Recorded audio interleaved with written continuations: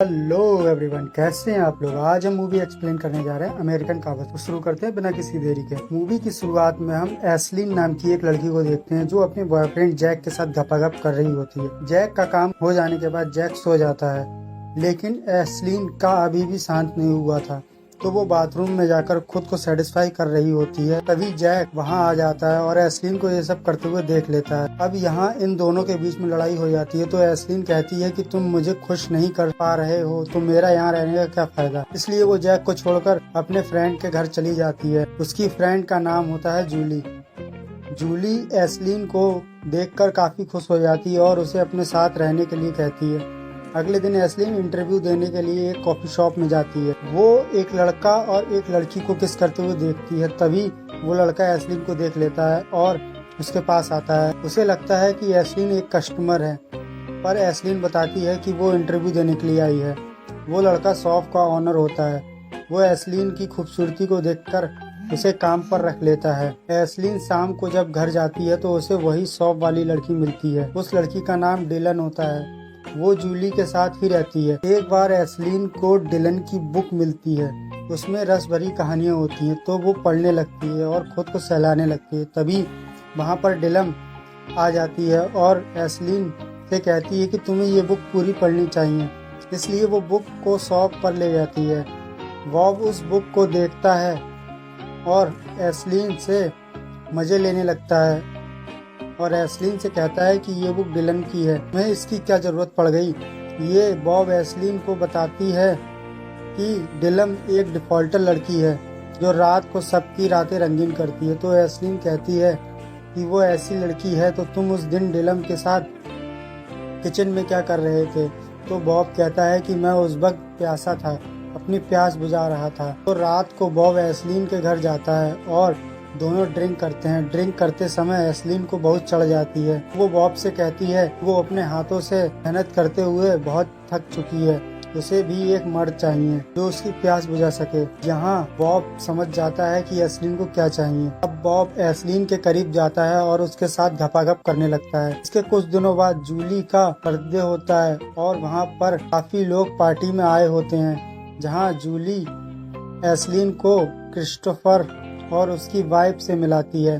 थोड़ी देर बाद अपने बॉस क्रिस्टोफर को ड्रिंक पिलाने के लिए ले जाती है और ड्रिंक करने के बाद वो दोनों एक रूम में जाकर किस करने लगते हैं। दूसरी तरफ एस्लीन और स्कारलेट के बीच बात हो रही थी। स्कारलेट का काम बहुत ही रंगीन था। वो एस्लीन से नंगे होकर फोटो लेने के लिए कहती है, क्योंकि स्कारलेट ऐसे फोटो को इंटरनेट पर डालकर पैसे कमाती है। पर एस्लीन ये ऑफर को मना कर देती है और वो वहाँ से चली जाती है। फिर स्कारलेट जाकर जूली के साथ घपाघप करती है, क्योंकि स्कारलेट को लड़कियाँ बहुत ज्यादा पसंद थी। दूसरी तरफ जॉन नाम के एक लड़के को देखते हैं जो बहुत देर से एस्लीन को घूर रहा था। थोड़ी देर बाद जॉन एस्लीन के पास जाता है और उसे बातें करने लगता है। जॉन को वहाँ एक बुक मिलती है। वो एस्लीन से कहता है कि ये बुक मैंने ही लिखी है।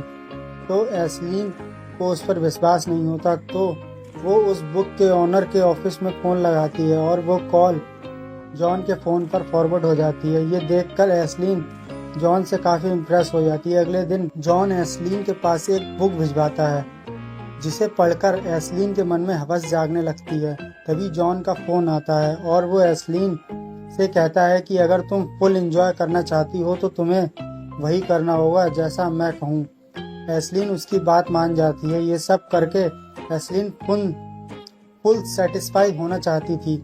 जॉन एस्लीन को पहला टास्क देता है और कहता है कि वो आज अपने ऑफिस में बिना अंडरवेयर के जाए। एस्लीन उसकी बात मान लेती है और बिना अंदर कुछ पहने कॉफी शॉप में जाती है।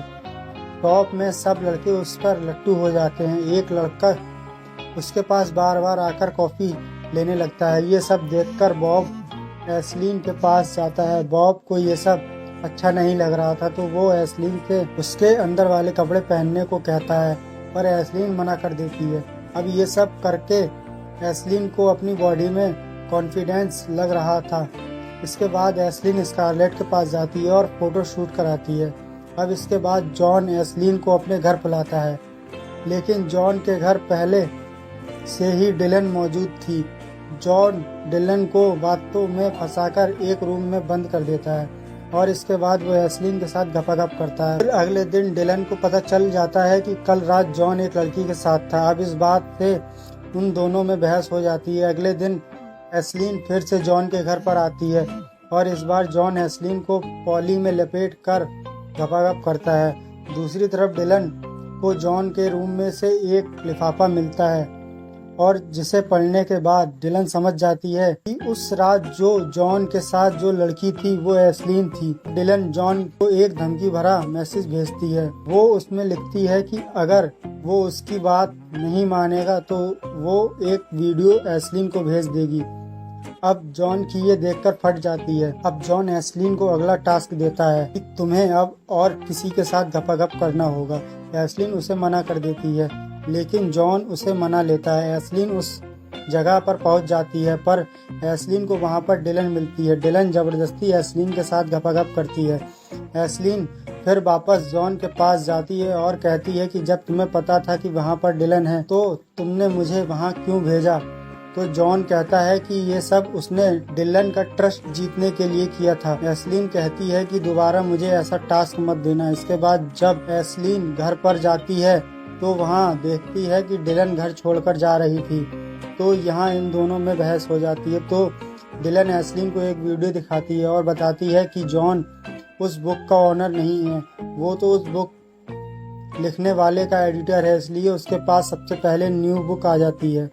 और वो बताती है कि जॉन इस तरह से लड़कियों को फंसाता है और उनके साथ अपनी हवस मिटाता है। तो एस्लीन को ये सब जानकर बहुत दुख होता है। फिर जॉन के पास डिलन का वॉइस मैसेज आता है। वो उसमें बताती है कि उसका भांडा फूट चुका है।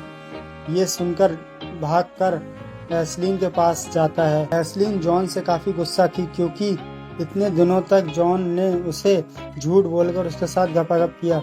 यहाँ इन दोनों में बहस हो जाती है और एस्लीन जॉन को एक थप्पड़ मार देती है और अंदर चली जाती है और बहुत रोने लगती है। वहीं दूसरी तरफ डिलन जूली से मिलने जाती है और यहीं पर यह मूवी खत्म हो जाती है। ऐसी ही एक्सप्लेनेशन मूवी देखने के लिए चैनल को सब्सक्राइब जरूर करें। So thanks for watching.